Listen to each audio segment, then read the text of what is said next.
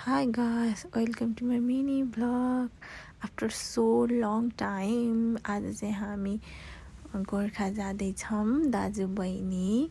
अनि मैले चाहिँ बिहान अलिअलि क्लिप गरेर एकैचोटि वहीँ पुगेपछि मात्रै भिडियो बनाएँ। अनि यो चाहिँ पारी हो, केबल कार चढिसकेपछिको खोला पारीको बस्तीहरू।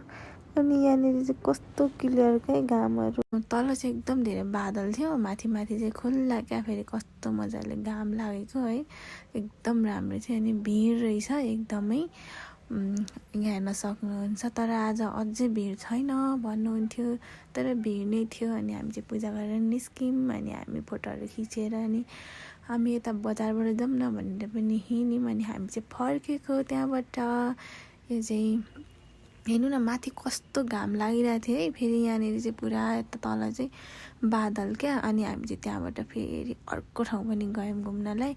यो चाहिँ ऐना पहरा अरे, अनि पुरा यहाँनिर देख्न सक्नुहुन्छ। अनि त्यसपछि त्यहाँ पनि घुम्यौँ हामी चाहिँ फर्क्यौँ दाजु बहिनी। हामीले चाहिँ लट अफ इन्जोय गऱ्यौँ।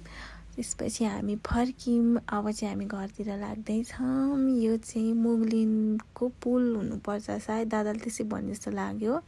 यहाँदेखि चाहिँ पोखरा जाने र पूर्व जाने अनि कता कता जाने बाटो छुट्छ अरे, पुल तरे पछि भन्दै थियो दादाले। आजको मेरो मिनी ब्लग यति नै। By by guys.